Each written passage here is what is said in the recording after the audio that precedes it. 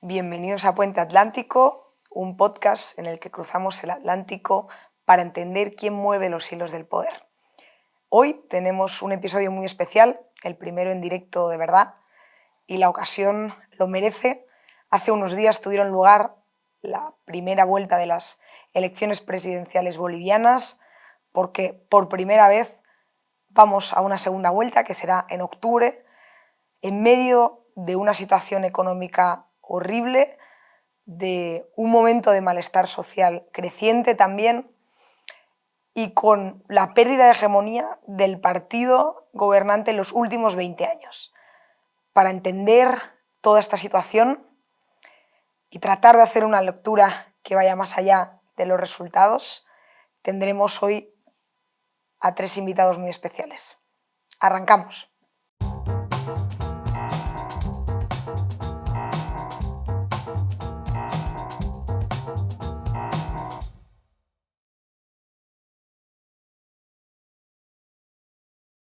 El primer invitado en la noche de hoy es Mateo Rosales. Él tiene experiencia de 8 años en Public Affairs y recientemente ha fundado Libres en Movimiento. Mateo, muchas gracias por estar aquí, uno de nuestros bolivianos de referencia de la noche de hoy. ¿Qué tal? Hola Irone, muchas gracias. Pues Mateo, como te comentaba, ¿no? Cuando te invité hoy a participar en este episodio, lo que me gustaría ver contigo, ¿no?, es remontarnos a mucho antes de este ciclo y de lo que ha pasado en este último año, ¿no? Y nos remontamos tanto porque el MAS, el Movimiento al Socialismo, ¿no?, que ha sido el partido gobernante en Bolivia hasta ahora, lleva 20 años en el poder. Evo Morales llega al poder hace 20 años de la mano de este movimiento, de esta especie de coalición de partidos, representando, ¿no?, lo que se ha venido a llamar en la región el socialismo del siglo XXI y, por lo tanto, siguiendo el manual, ¿no?, del socialismo del siglo XXI, iniciando un proceso constituyente para reescribir la Carta Magna y refundar Bolivia en un Estado plurinacional. Así, ¿no?, con este proceso constituyente se inicia un proceso de erosión institucional, especialmente inicialmente de la mano del Tribunal Constitucional, y una búsqueda de la reelección indefinida, ¿no?, algo que también estamos acostumbrados con el resto de países del socialismo del siglo XXI. La primera pregunta que yo te quería hacer, Mateo, es si nos puedes contar en qué se asemeja y en qué se diferencia la receta aplicada por Evo Morales en Bolivia, que lo hizo tan exitoso, a diferencia, pues, por ejemplo, de Ecuador, en el que el proyecto correísta al final pues, ha durado menos tiempo, o que lo ha hecho diferente del caso venezolano, ¿no?, que ha tenido que recurrir, digamos, a un nivel mucho mayor de represión para mantenerse en el poder. Bueno, el movimiento socialismo y todos los rostros visibles, emergentes en algunos casos, como hemos podido ver en las últimas elecciones, o los representantes históricos como Evo Morales, tienen un mismo objetivo que se alinea con los objetivos de otras dictaduras, de otros autoritarismos en la región, como bien comentabas, el socialismo del siglo XXI, ¿no? Bajo ese paraguas ideológico o bajo ese paraguas de reciclaje más bien de ideas de antaño, buscando, entre otras cosas, perpetuarse en el poder en base a un discurso populista y radical, ¿no?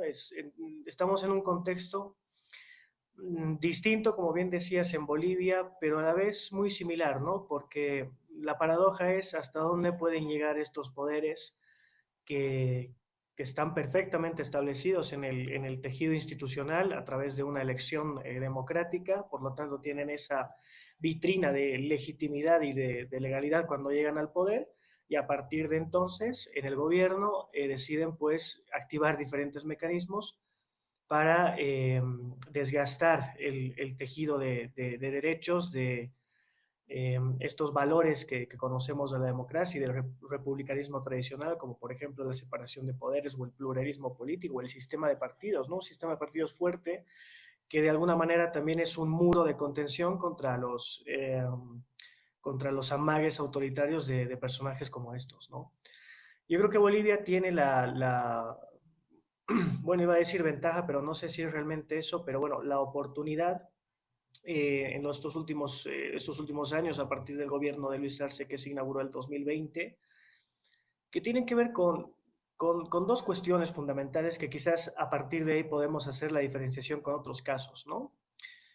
Por un lado, lo decías tú en parte, la crisis económica aguda, una crisis económica muy fuerte basada en la carencia de divisas, de dólares, de reservas del Banco Central, básicamente producidas por la falta de producción y por lo tanto de importaciones, exportaciones de gas natural fundamentalmente, ¿no? Por lo tanto, Bolivia no tenía con qué comerciar internacionalmente, lo que derivó también en una crisis de abastecimiento de combustible, ¿no? Entonces tenemos una crisis más o menos, podemos decir, general o global, tanto económica como de hidrocarburos, ¿no? Eh, Eso por un lado. Y por otro, la implosión interna del movimiento del socialismo, ¿no? Podemos hacer un parangón, aunque siempre cuesta, ¿no? Quizás hacer este tipo de comparaciones en el análisis, porque yo creo que cada caso es concreto y tiene sus propias características y circunstancias, ¿no? Como Ecuador o Venezuela. En el caso de Bolivia, la implosión del MAS fue determinante para que la oposición política pueda ofrecer con sus virtudes y sus defectos una propuesta alternativa a la crisis, ¿no? El MAS se dividió al menos en tres facciones, una liderada por Evo, otra por Andrónico Rodríguez y otra por Eduardo del Castillo, que fue en las elecciones el representante del instrumento político más movimiento al socialismo, ¿no? O sea, el partido es en sí, ¿no? La estructura en el poder, y Andrónico como una especie de tercera vía, digamos, ¿no? Al menos más o menos así era planteada su intención en esta campaña, ¿no? Como la cara de la renovación del movimiento del socialismo, con un aire más de frescura, ¿no? Mm, Tal propuesta no llegó a su cometido, porque lógicamente entendemos que el objetivo final de este proyecto es precisamente la hegemonía en el poder, la hegemonía en la administración del poder público. Eh, Sin embargo, no Pero es 20 años son una... muchos años, ¿eh? Sí, sí. O sea, es el hecho mismo, digamos, de este proceso, ¿no? Que nos deja el movimiento del socialismo es precisamente la derrota, ¿no? En las elecciones del domingo pasado, pero no así el ideario colectivo que ha enraizado en parte del electorado, en parte de la sociedad, en parte del colectivo boliviano, ¿no? Que es una cuestión fundamental, Irune, que se ve en todos este tipo de casos que hemos experimentado en la región, que es la polarización, el enfrentamiento de los de arriba contra los de abajo, los unos contra los otros, que es al final del día un mecanismo ineludible a la hora de articular este tipo de proyecto autoritario, ¿no? Ese ideario, no es un ideario en sí, ¿no? Esa idea, digamos, ese mecanismo de enfrentamiento todavía está vigente en la sociedad boliviana y no se va a reparar en el corto plazo, porque son, como bien decías, 20 años de inoculación de odio entre los bolivianos, ¿no? Y eso se ha visto en el resultado de las elecciones, ¿no? En parte, a mí me cuesta decir, pero es en parte cierto, ¿no? Esto de las dos Bolivias, ¿no? Los movimientos sociales, las organizaciones sociales, el ecosistema de entender una visión del mundo concreta del electorado masista, podríamos decir, frente a otro, ¿no? Y eso todavía es evidente. Yo creo que ese más es ahora el mayor desafío de cara primero a la segunda vuelta en octubre y de cara también a la articulación del nuevo gobierno, ¿no? Hay una cuestión, en parte vinculada a esto que decías, ¿no? De la polarización de los unos contra los otros, que me parece como importante destacar, especialmente, ¿no? Del caso boliviano, porque yo creo que evidentemente, claramente, a diferencia del caso venezolano, y además un caso muy concreto en la región, quizá de la mano también de países como Colombia, ¿no? El MAS al final, digamos, una de las propuestas estrella de la Constitución de 2009, ¿no? También por la procedencia de Evo Morales, ¿no? Es esta cosa de la creación del Estado plurinacional y por tanto de darle voz y una voz especial a las comunidades indígenas, ¿no? Como digo, digamos una cuestión casi sin parangón en la región, ¿no? Dando, digamos, espacios de representación lo que hoy en día todos entendemos así, digamos, popularmente como cuotas, ¿no?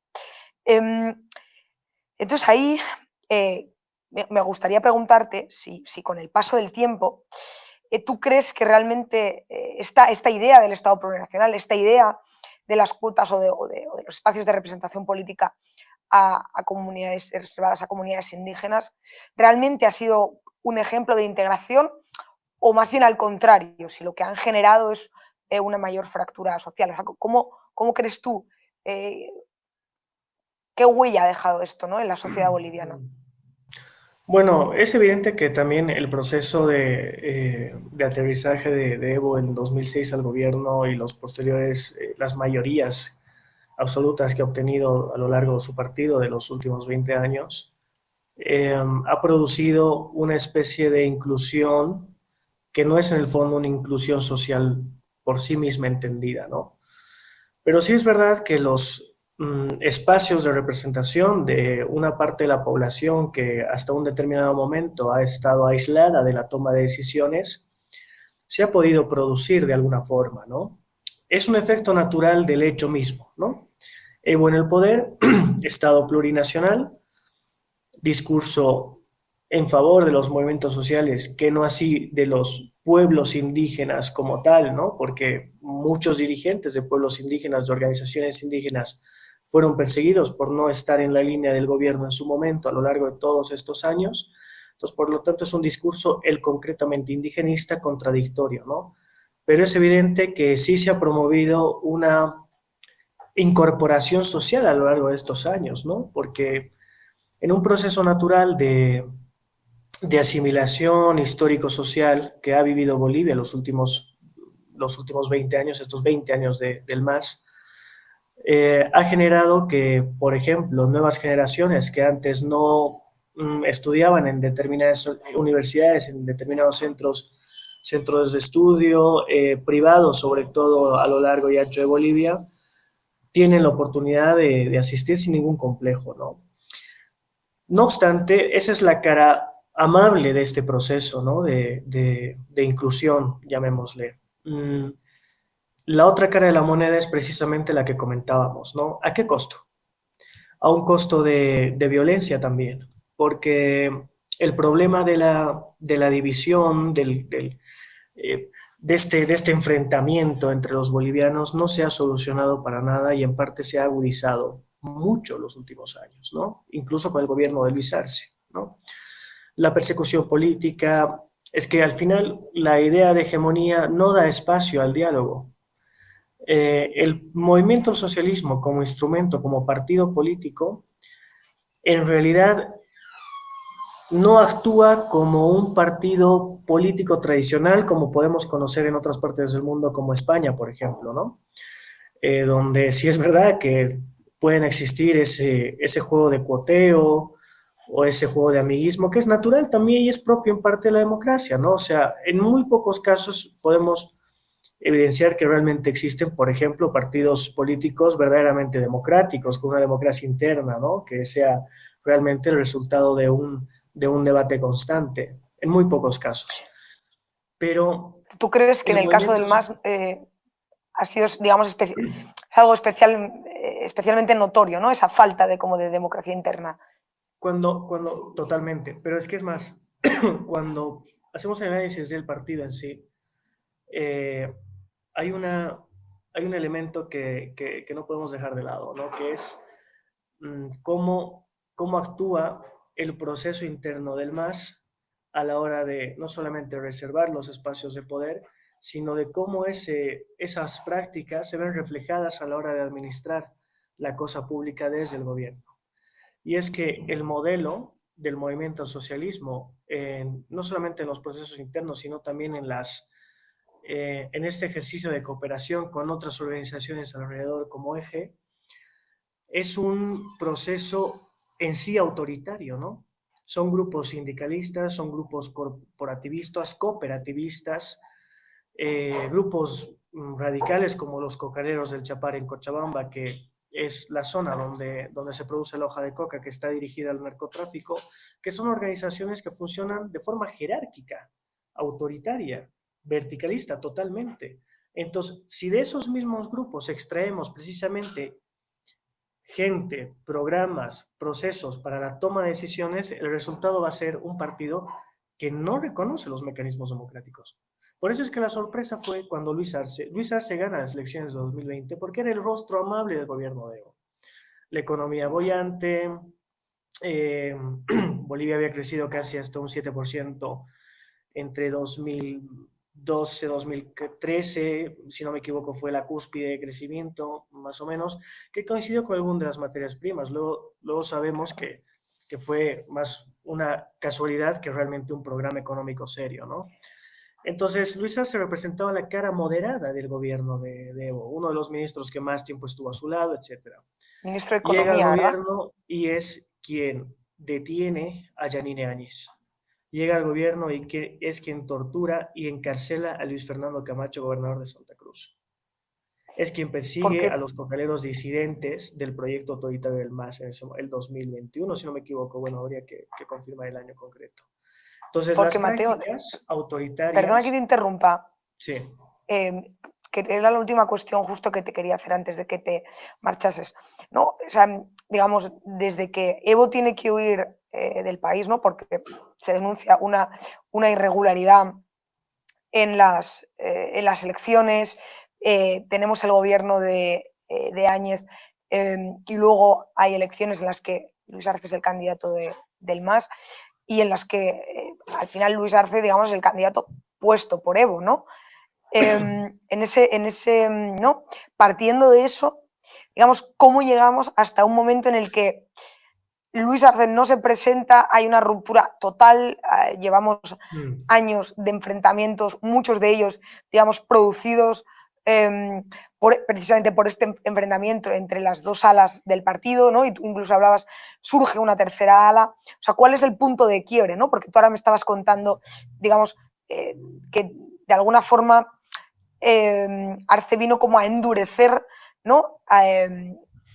No sé si la respuesta a la disidencia interna, pero tú dirías que es eso, el punto de quiebre dentro del partido y entre los dos líderes, o es una cuestión sí. que tiene que ver con eso y vinculada con los egos, que también Sí. es algo normal, ¿no? En un partido. Mira, si te lo puedo poner como un ejemplo, ¿no? Así práctico. Yo creo que el problema, uno de los mayores problemas que tiene ahora Bolivia en términos políticos se llama Evo Morales, ¿no? Eh, Evo Morales sigue siendo un personaje fuerte, con mucho poder. Es un personaje que no va a detenerse en su intención de volver al gobierno de Bolivia. Eh, Podemos compararlo con los grandes autoritarios de la región como Hugo Chávez o Fidel Castro. O sea, ese es el nivel de asimilación de poder que tiene este sujeto. Pero es que además el quiebre no solamente se basa en una intención de Luis Arce legítima de hacerse con el partido y de incluso si omitiéramos la crisis económica, perpetuarse en el poder. Es el mismo ADN de este grupo, ¿no? De esta gente. Sino el hecho de que Evo Morales es una persona que tiene una personalidad narcisista a un grado que solamente uno cuando estudia el caso lo puede entender y ni siquiera, ¿no? Entonces podríamos decir que esa fractura emerge de un interés de poder entre los grupos que componen el movimiento del socialismo y sus líderes, ¿no? Que en un determinado momento no llegan a un acuerdo, que, cuyos intereses se oponen a lo largo de la gestión y que no hay un resultado práctico tampoco desde las bases, porque precisamente lo que hablábamos, ¿no? A Evo le soportan grupos poderosos también, radicales, como los cocaleros, que no asimilan otro hombre fuerte en el gobierno que no sea Evo, ¿no? Entonces ahí también, por lo tanto, la división no solamente es entre dos, tres personas, sino también de forma de arriba abajo, ¿no? Entre los grupos que componen el partido y que apoyan a uno y otro candidato, ¿no? Entonces, en esa situación yo creo que es difícil llegar a un acuerdo, ¿no? Tendrá que ser muy complicado y es uno de las grandes diferencias entre un caso y otro, ¿no? Como decíamos al principio, Ecuador o Venezuela, ¿no? Claro. Pues Mateo, muchísimas gracias. Te tengo que despedir, que tengo a la siguiente invitada, en este caso preparada, pero mil gracias por haberte podido unir este ratito. Gracias, Irune, un saludo. Bueno, y ahí tenemos preparada a Silvia Mercado, coordinadora de la Red Liberal de América Latina. Silvia la tenemos conectada desde Ciudad de México, pero ella también es nuestra segunda boliviana de confianza. ¿Qué tal, Silvia? ¿Cómo estás? ¿Cómo estás, Irune? Muchísimas gracias por la invitación. Y muchas gracias por el título que le pusiste a este programa, Bolivia en la encrucijada, porque vi muchos otros títulos de programas, de artículos que dicen Bolivia acabó con el socialismo, ya Bolivia la libertad. Y creo que no, justo estamos en un momento decisivo, en un cruce decisivo. Así que gracias. Claro, ¿no? En un quiebre al final con el pasado y también en un momento de gran incertidumbre. Yo quería comentar contigo, lo vamos a ver ahora en pantalla, un par de gráficos, un par de gráficos, digamos, podríamos poner datos de muchas otras métricas, ¿no? Más allá de las que vamos a mostrar. Un momento en el que la economía boliviana no atraviesa su mejor momento, con una inflación disparadísima, ¿no? Por encima del 20%, la tasa interanual, las reservas en divisas del Banco Central también en mínimos, en este caso históricos, el dólar blue doblando por momentos, o más que doblando por momentos, el tipo de cambio oficial. Claro, todo esto al final, ¿no? Se produce también en un momento, y lo decía al inicio, de gran malestar social, ¿no? Veíamos que en los últimos años pues, se han disparado el número de protestas, especialmente también de protestas violentas, muchas de ellas vinculadas a este enfrentamiento dentro del MAS entre Evo y Arce. Y también, ¿no? el propio ciclo electoral ha estado acompañado de mucha más violencia de la que habíamos visto en otros momentos. Entonces, la primera cosa que me gustaría preguntarte, Silvia, es si dirías, por un lado, que están causalmente conectados, ¿no? El bolsillo, la situación económica, tanto del país en su conjunto como lo que percibe el ciudadano medio, ¿no? Y la calle, ¿no? Ese malestar, o si bien realmente son dos cosas muy distintas que han confluido en un momento, pues porque evidentemente como parte del batiburrillo teníamos este enfrentamiento al interior del MAS. Sí, gracias por el diagnóstico, Irune. Creo que sí es importante que ordenemos un poco esta tormenta perfecta de economía y política, y ciertamente es un momento dramático en términos económicos, porque quiero repasar contigo un poco los datos críticos, ¿no? O sea, Bolivia está con un crecimiento bajísimo del 1.4, cuando Bolivia, o sea, esto quiere decir que la economía no se está moviendo y Bolivia necesitaría al menos crecer al 4%. Entonces es un momento realmente de estancamiento total, ¿no? A El modo otro de tema, chascarrillo, Silvia, perdona que te interrumpa, sí, 1.4 es lo que está creciendo la economía de la zona euro, que evidentemente no para un país de América Latina es terrible, ¿no? Pero tristemente para nosotros es el pan de sí, cada día. Pero sí, claro, perdona, cuando continúa, eso continúa. se asocia a los Claro, otros factores, es cuando es claro, claro. el conjunto de datos terribles, ¿no? Como la inflación, que todo el mundo sabe que, bueno, ahí los estándares eran los de Argentina, los de Venezuela, y Claro, Bolivia también ha llegado a su peor inflación en los últimos 40 años. En Bolivia, eh, la referencia es los tiempos de la UDP, pero bueno, no habíamos tenido una inflación interanual, es decir, entre el año 2024 y el 2025 del 24%. ¿Qué quiere decir? Algo que te costaba, digamos, tu canasta básica en pesos bolivianos, el año pasado te costaba 100 bolivianos y ahora te cuesta 124. Y esto sobre todo en lo claro. que es alimentos, ¿no? Entonces, esto ha significado que, que las familias tengan que reducir una de sus comidas. Esto ya había pasado en Venezuela, ¿no? Entonces, por esto es grave hablar del tema económico, porque realmente ha afectado. A esto, el déficit fiscal. Lo mismo que pasaba en Argentina, ¿no? El Estado ha empezado a gastar mucho más de lo que genera, ¿no? Y estamos hablando de que, por ejemplo, en el 2024 faltaron casi 6.000 millones de dólares para cubrir los gastos que produce el Estado. Es decir, ese monto es el 12% del PIB, ¿no? Entonces es gastarte más de lo que produces. Y bueno, en América Latina estamos un poco acostumbrados a eso.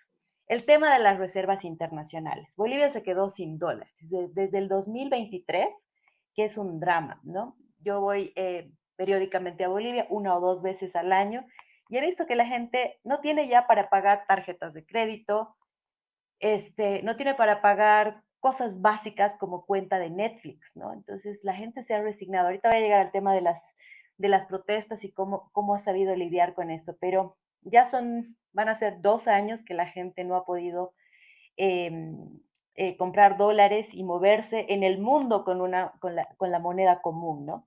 A ver, igual para darte otro dato, el 2014 en las reservas internacionales Bolivia tenía 13.000 millones de dólares Sí, y creo que este tenemos un año, gráfico de las reservas para sí, que y este lo vean año mientras tú nos apenas, lo cuentas. exacto, y este año apenas 100 millones de dólares. O sea, estamos hablando de un país, creo que hay multimillonarios que tienen eso en sus cajas fuertes y Bolivia estaba así tratando de aguantar con todo. ¿Y qué significa esto? Que sin estas reservas, Bolivia no pudo este año ya importar combustibles, ni medicinas, ni pagar a proveedores. Entonces ya fue una situación realmente urgente y crítica, ¿no? Eh, pero me salto al tema de los combustibles. ¿Por qué tendría que Bolivia que importar combustibles si en un momento éramos los exportadores de gas, sobre todo Argentina, que le estábamos exportando, sobre todo en tiempos de kirchnerismo, cuando Evo tenía muy buenas relaciones con Kirchner, a precios extraordinariamente baratos?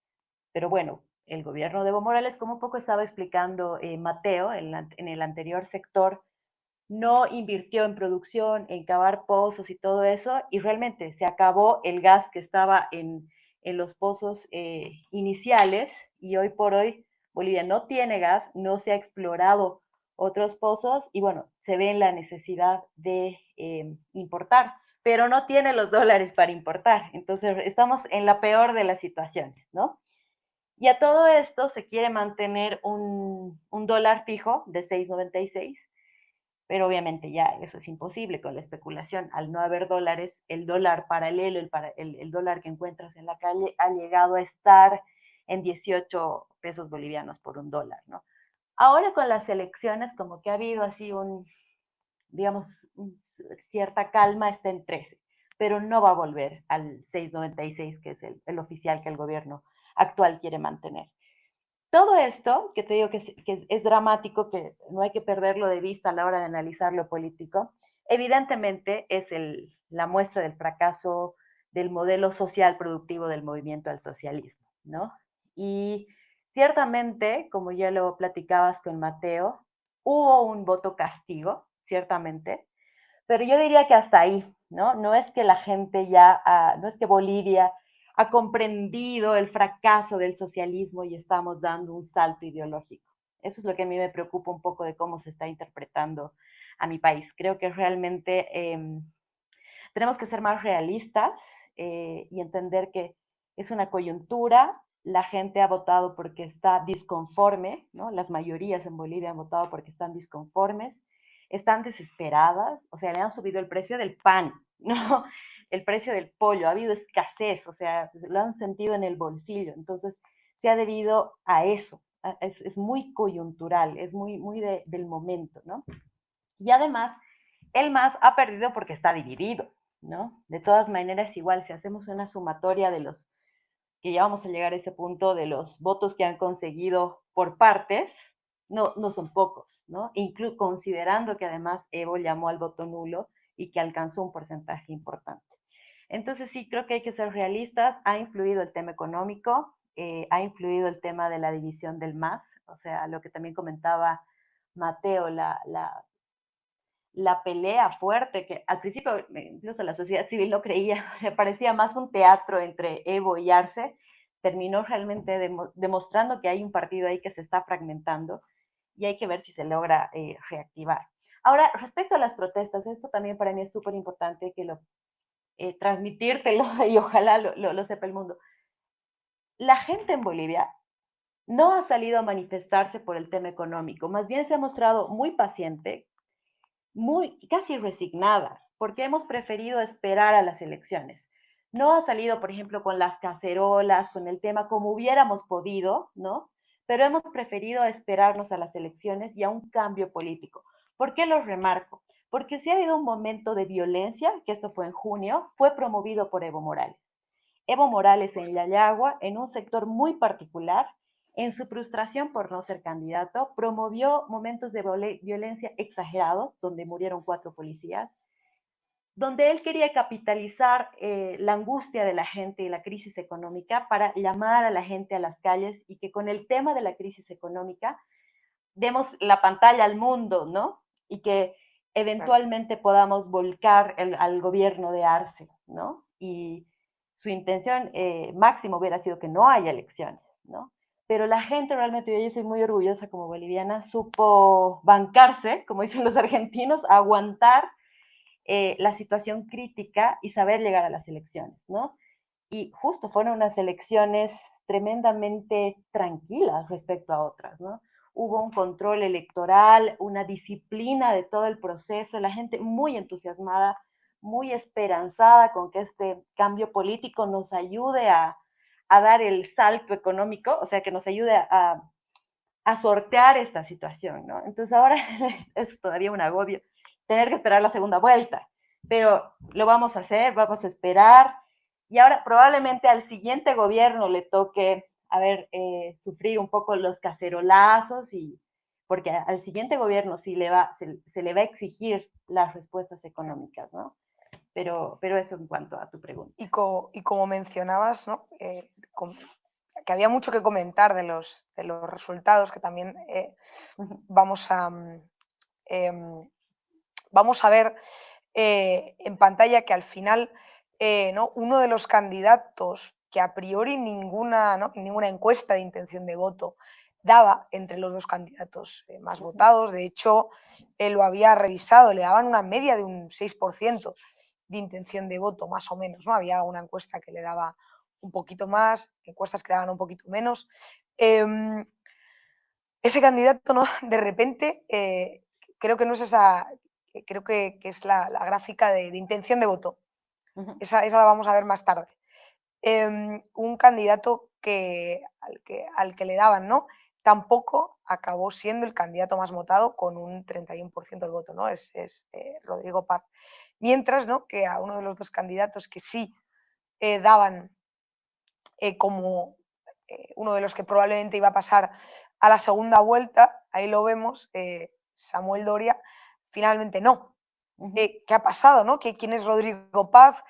¿Por qué de repente, digamos, las encuestas lo ningunean de esa forma, ¿no? Y el día de la votación resulta ser el candidato más votado por delante de Tuto Quiroga, digamos, un candidato al que todo el mundo conoce, incluso los que no son bolivianos, ¿no?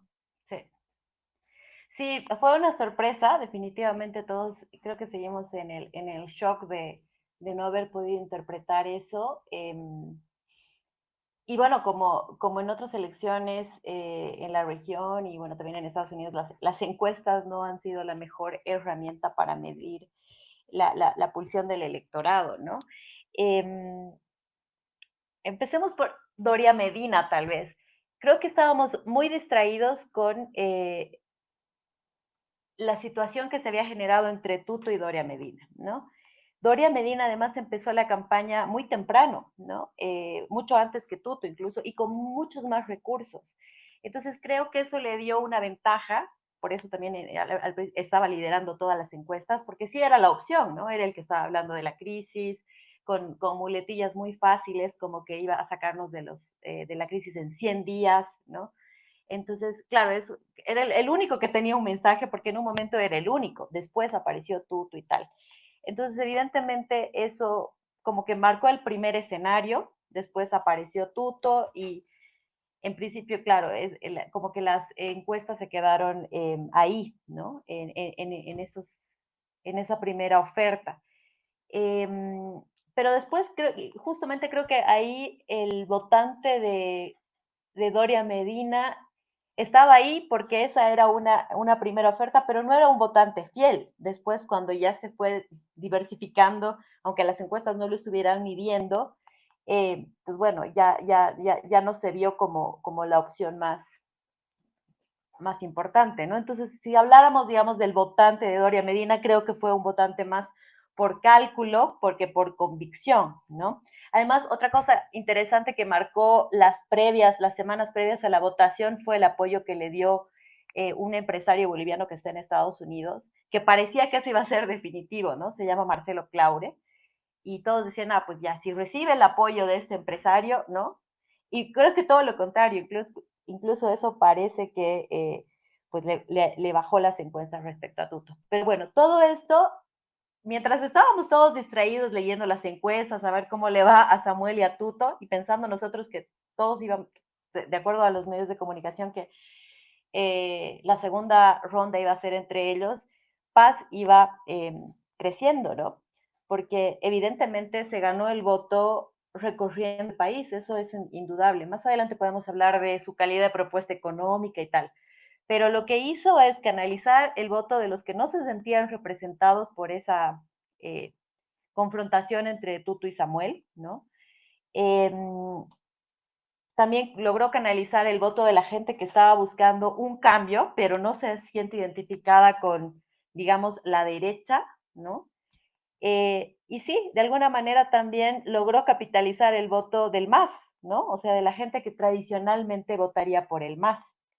Entonces, creo que ahorita, no sé si esa votación va a ser la que también lo acompañe en la segunda vuelta, porque creo que también es una votación, digamos, volátil, porque es el mismo votante desencantado, que todavía no tiene clara cuál es su visión política, pero ha encontrado en él coyunturalmente en quién depositar, ¿no? O sea, no quiero saber de Tuto, no quiero saber de Samuel, pero Rodrigo va a ser mi opción, ¿no? Entonces, Justo ahí te quería hacer como, uh-huh. antes de entrar ya, digamos, a la parte final, en la que sí que quiero comentar, ¿no? Las propuestas económicas, pero porque además me interesa especialmente este tema, digamos, volviendo a la diapositiva que habíamos puesto, a la gráfica que habíamos puesto antes, donde se ve el voto departamental, ¿no? Porque efectivamente tú decías que Rodrigo Paz ha sido el que digamos, el que sí ha captado el voto del MAS allí donde tradicionalmente se había votado el MAS, ¿no?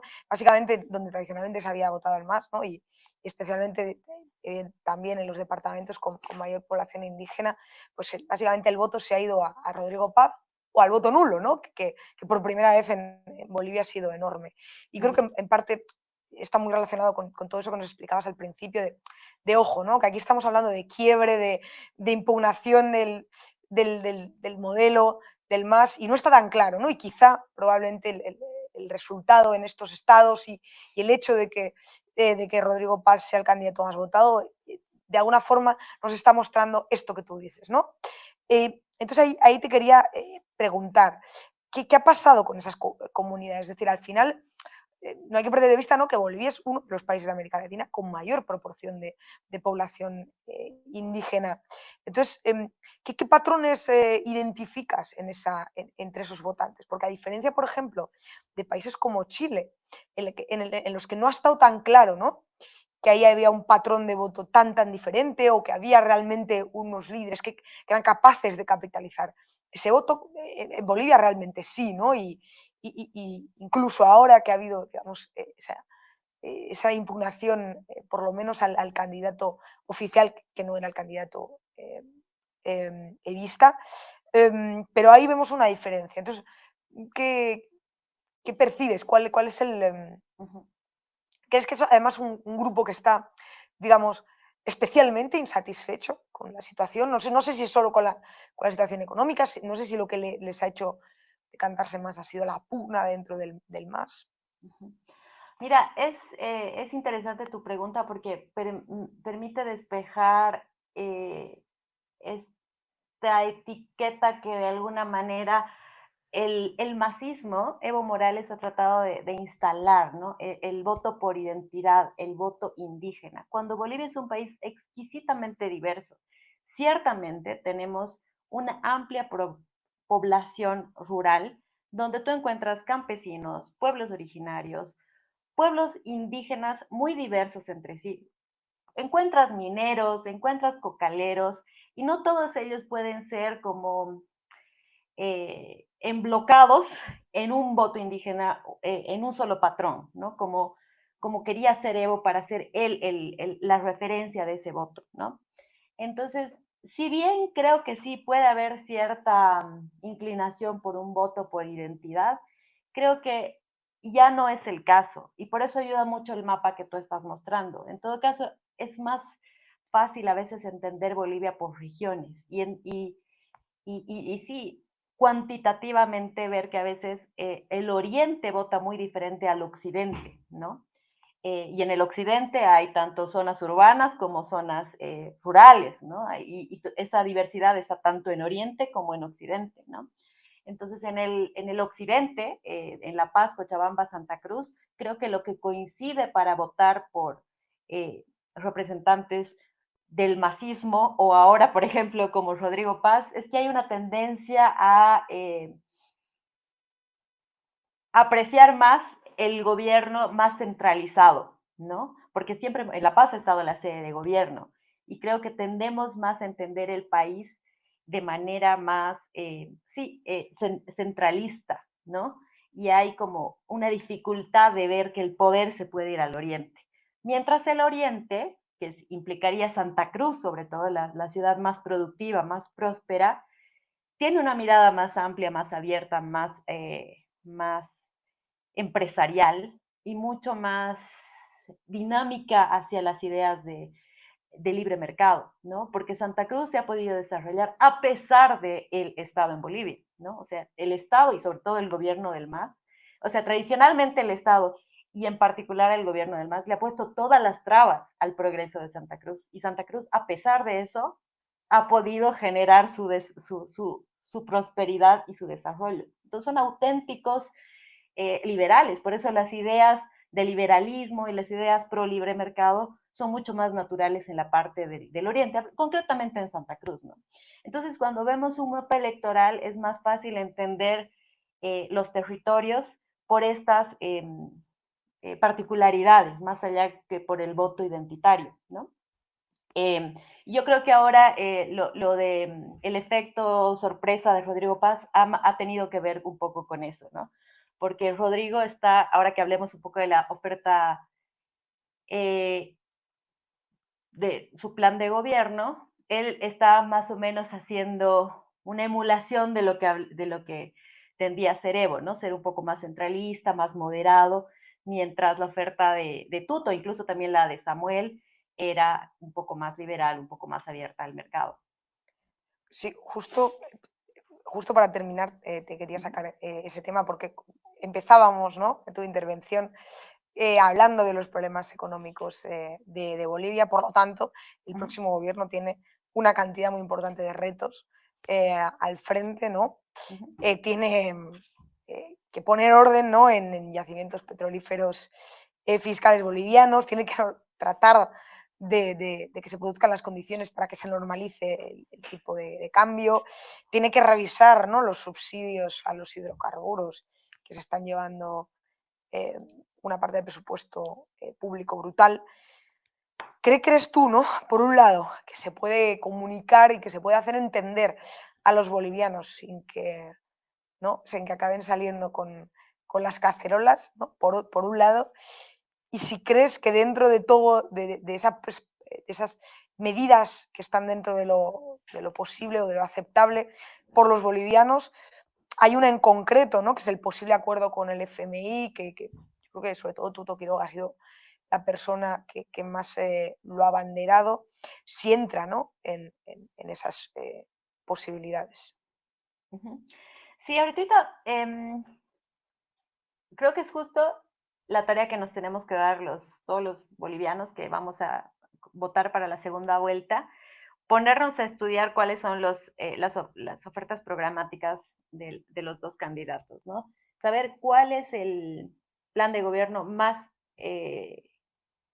bajado a tierra, justo. Al menos sabemos, de parte de Tuto, nos puede gustar o no. Sé que, por ejemplo, a amigos liberales les da urticaria escuchar sobre el FMI, pero por lo menos sabemos que Tuto tiene muy claro que ni bien asuma, va a ir a prestarse dinero del FMI. O sea, él fue muy concreto porque él propone un salvataje inmediato como parte de su plan, como señal de estabilidad, ¿no? Un programa multilateral de 12 mil millones de dólares, incluyendo no solo al FMI, también al Banco Mundial y tal. Entonces, sí, él tiene claro esto, ¿no? Para su reforma estructural, que te digo en términos muy generales, implica reducir el déficit fiscal, también es lo que está haciendo Milei en Argentina, recuperar la independencia del Banco Central, porque también eso tiene que urge a las finanzas en Bolivia, y hacer que el cambio ya sea realista a la brevedad, ¿no? Entonces, para esto, evidentemente necesita, ahorita no hay dólares en Bolivia, entonces con Tuto por lo menos sabemos dónde va a ir a pedir el dinero, ¿no? Ahora, con Rodrigo Paz sabemos que él tiene un discurso más populista, ciertamente. Él dice que en realidad, incluso él parafraseó a Bukele y dijo, en realidad el tema es la corrupción. Si nos ordenamos, el dinero está, ¿no? Entonces él dice que va a redistribuir el dinero, pero no sabemos de dónde va a sacar el dinero que va a redistribuir, ¿no? Por lo menos con Tuto sabemos que nos vamos a ir a endeudar. No sé luego cómo vamos a pagar esa deuda, porque tampoco es un plan muy divertido ir a endeudarse.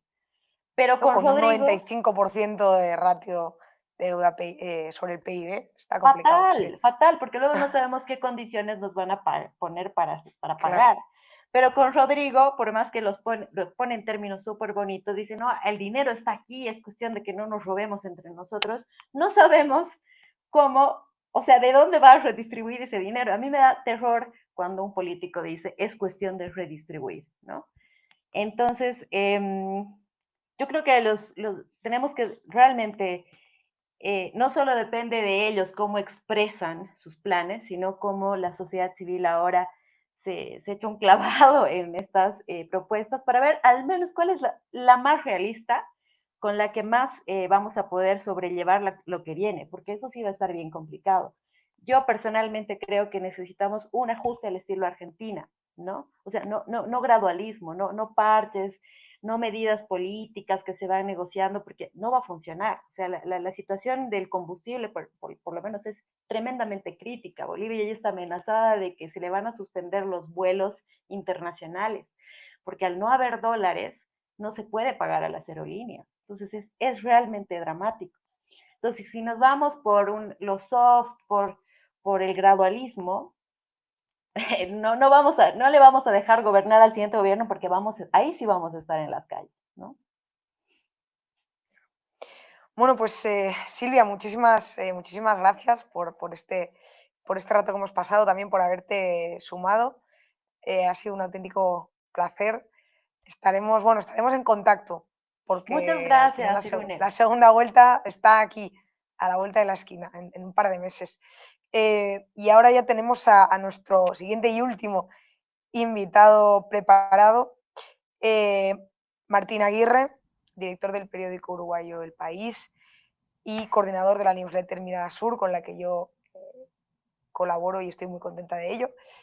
Martín se nos une desde Uruguay, y con Martín la idea es charlar un poquito más, ¿no?, de la lectura regional e internacional que ha tenido o que está teniendo este ciclo electoral que todavía no se ha terminado. Bienvenido, Martín, ¿qué tal estás? ¿Qué tal, Irune? ¿Cómo estás? Muy bien, muy bien. Pues uno analizando, ¿no? Bueno, a uno que le gusta seguir este tipo de elecciones, se da cuenta, ¿no? Que si echa la vista atrás, lo miraba, ¿no? Desde 2023 han tenido lugar pues, alrededor de 30 elecciones generales en América Latina, ¿no? Tanto presidenciales como parlamentarias, ¿no? Y en la gran mayoría de ellas ha ganado la opción opositora, ¿no? ¿Tú crees que hay que eso, digamos, reproduce una suerte de momento regional o que, digamos, quizá la situación de Colombia es muy distinta y no se debería entender como parte de esa ola antiincumbente? Mira, a ver, yo lo que creo es que América Latina es una categoría un poco complicada o sea, es muy conveniente para una cantidad de cosas, pero es muy inconveniente a la hora de explicar fenómenos que en el fondo tienen mucho más que ver con las realidades particulares de cada país que con fenómenos regionales o que podamos englobar dentro de corrientes más amplias, ¿no?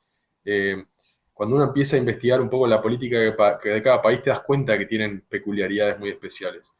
En el caso de los cambios de gobierno recientes, hay distintas teorías. Hay quien lo atribuye a la pandemia en algún sentido, ¿no? Que, que generó mucha molestia con los gobiernos que estaban en el poder en ese periodo. Pero me parece que también, por ejemplo, Uruguay, mi país, es un país, es un ejemplo donde eso no se aplica bien, porque el gobierno de Luis Lacalle Pou, que terminó el año pasado, asumió el 1 de marzo el nuevo gobierno, eh, la realidad es que el valor principal que le daban los votantes a la hora de la elección era justamente el manejo de la pandemia, y sin embargo perdió el gobierno, ¿no? Creo que por ahí no hay, la explicación no es tan simple. Pero sí creo que hay determinados vaivenes y también lo que hay es una sensación de insatisfacción general que se está dando con los gobiernos y que yo creo que va más allá de América Latina, tiene que ver un poco con la coyuntura política mundial, con la sensación de malestar que hay ante ciertos dilemas económicos que estamos viendo y sociales en el mundo y ciertos factores, ¿no? En Uruguay en este momento estamos inmersos en un debate muy peculiar sobre Temu, la plataforma de comercio electrónico china, ¿no? Que está llegando a precios increíbles y ha convertido al liberalismo una cantidad de gente al mismo tiempo que tiene al sector comercial en pánico, ¿no? Entonces me parece que la explicación, si querés, es más profunda, es más amplia que simplemente América Latina, y yo creo que tiene que ver con un momento sociológico, es más para explicación sociológica que económica, de las sociedades, ¿no? Sobre todo en Occidente. A nosotros a veces es discutible si nos calificamos, pero yo creo que sí, dentro de la cultura occidental, que atraviesan más cuestiones de ese tipo que político-partidarias o ideológicas puntualmente. Justo lo habíamos comentado antes con Mateo, ¿no? Al final la caída o la pérdida de hegemonía del MAS supone pues, bueno, la pérdida del segundo bastión del eje andino del socialismo del siglo XXI, ¿no? Ahí teníamos a Ecuador, Bolivia y Venezuela. Ecuador ya cayó hace tiempo, Bolivia ha sido el siguiente, Venezuela por otros motivos no cae.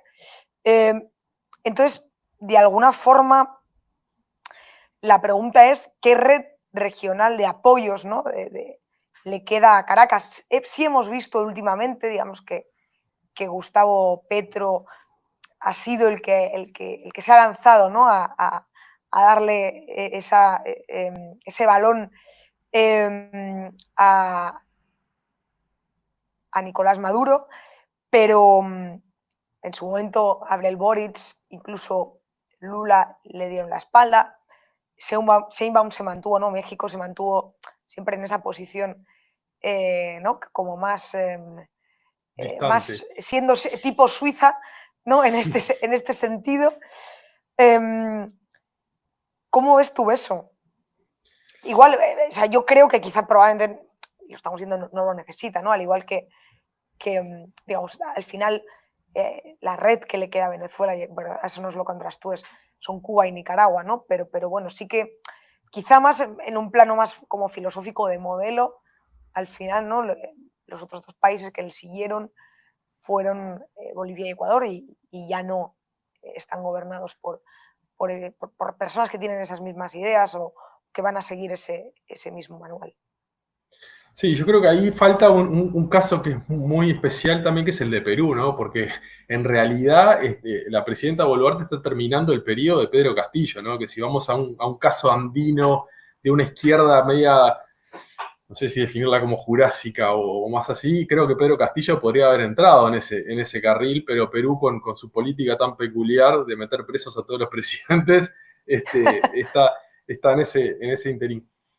Yo creo que Venezuela no tiene una red de contención formal, creo que justamente con Cuba y Nicaragua son esos tres parias que han quedado huérfanos a nivel regional, pero a poco que uno rasca, no tanto, ¿no? Porque yo creo que en el fondo el gran titiritero de la izquierda latinoamericana de los últimos 20 años es el mismo que es Lula da Silva, ¿no? Yo creo que más allá de que Brasil nunca ha sido incluido dentro del eje bolivariano y ha mostrado incluso públicamente algunas diferencias y desavenencias con el eje, yo creo que no se puede explicar la ola de gobiernos de izquierda más radicales, más amigables, menos buenos modales, sin Lula, ¿no? Y la influencia que tiene Lula, tanto a nivel regional como internacional, políticamente, ¿no? Hace pocos días Lula hacía en este tire y afloje que tiene con Trump, hacía unas declaraciones que eran un poco insólitas, diciendo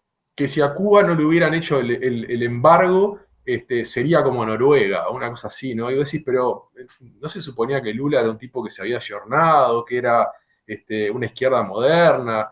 Y creo que ahí es donde sale la realidad de que en el fondo Lula, más allá de alguna crítica puntual, ha sido sostén. Yo creo que sería difícil imaginarse un Maduro en el poder si no hubiera tenido, si no tuviera incluso una especie de sustento diplomático, político y no sé si hasta económico de parte de Brasil, ¿no? Que yo creo que es la gran potencia en Sudamérica y amparándose un poco en esa postura tradicional de México de mirar más al norte que al sur, es el gran jugador y el gran árbitro de la política latinoamericana.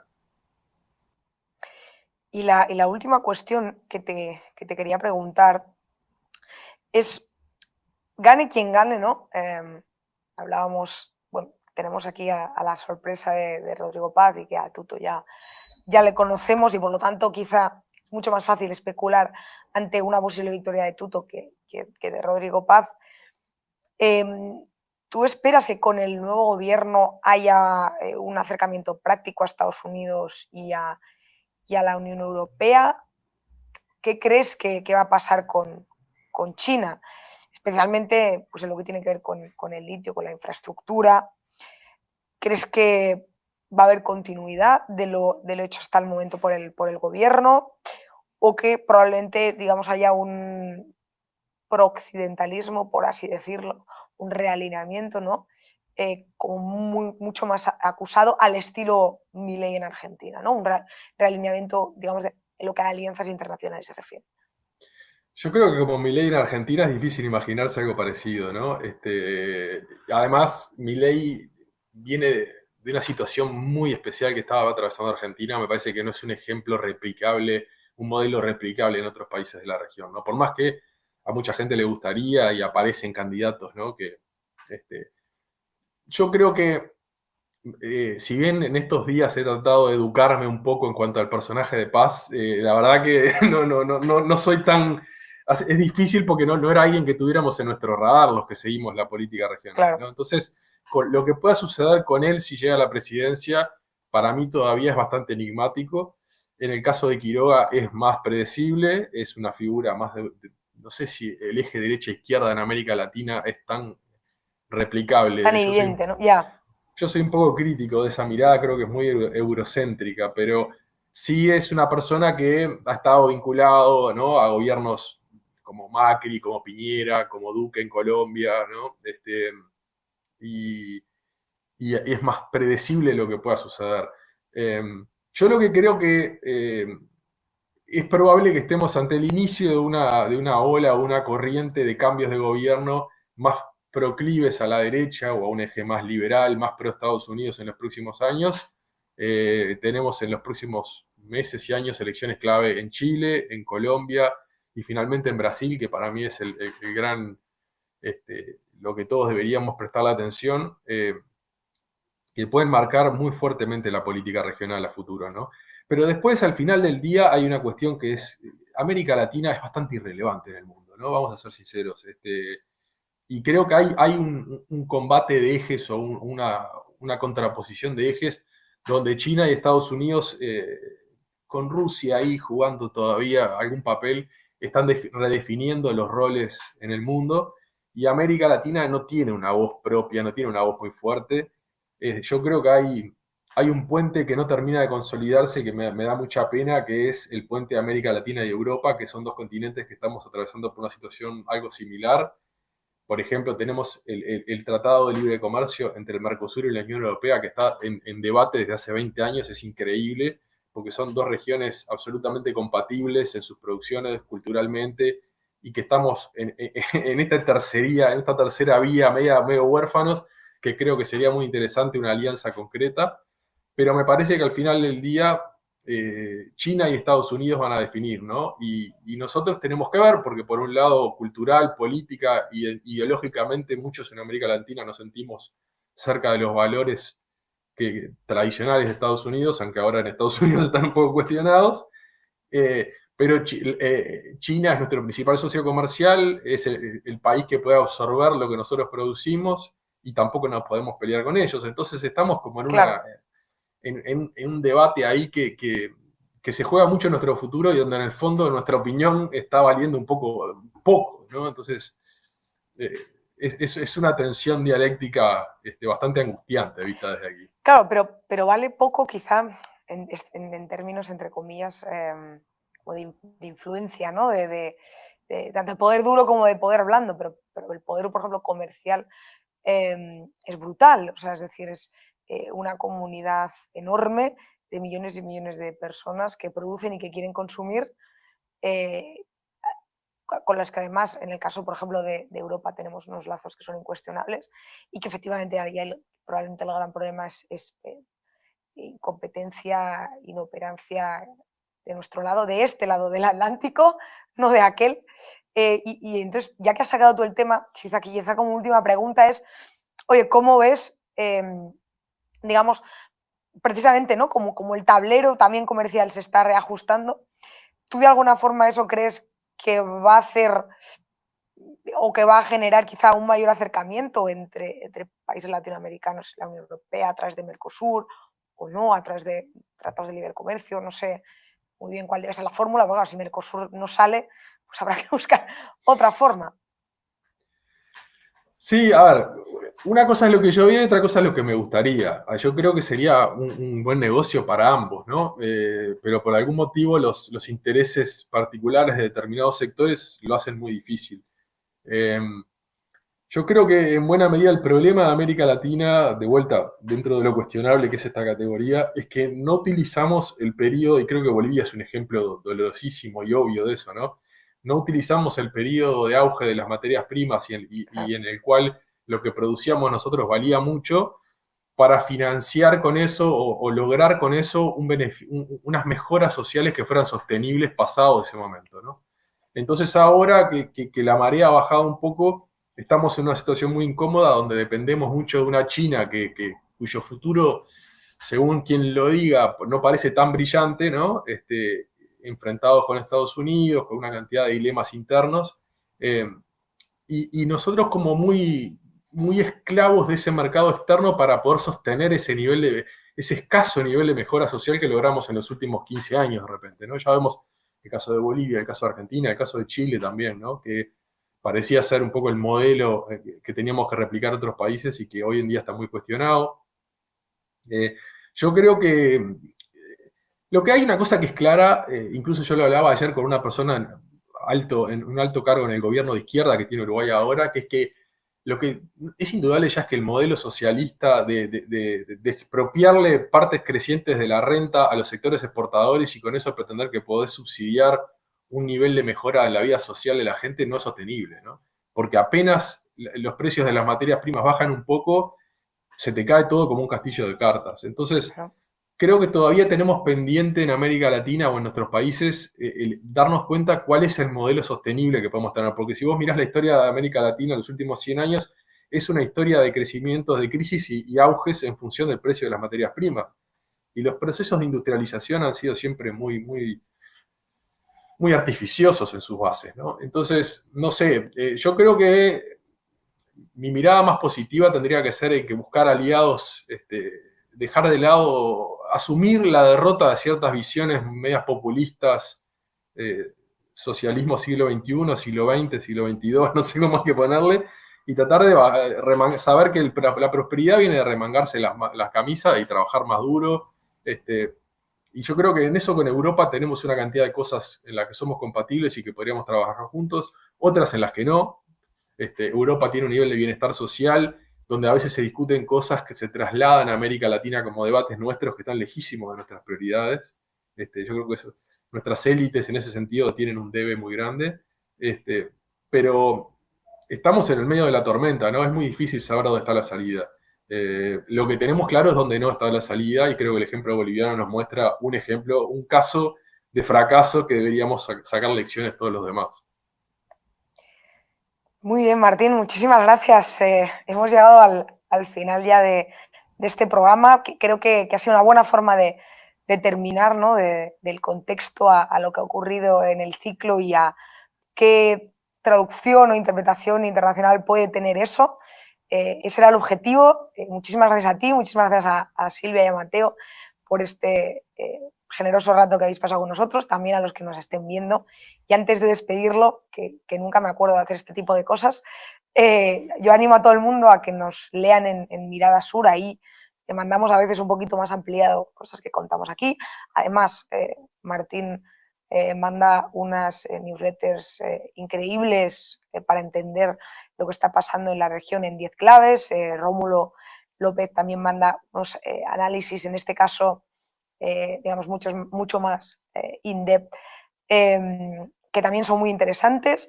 Y también os animo a revisar nuestro Patreon por si de repente pues os apetece apoyar este podcast, y si no, pues lo seguís apoyando viendo los episodios. Nos vemos en el siguiente episodio. Un abrazo.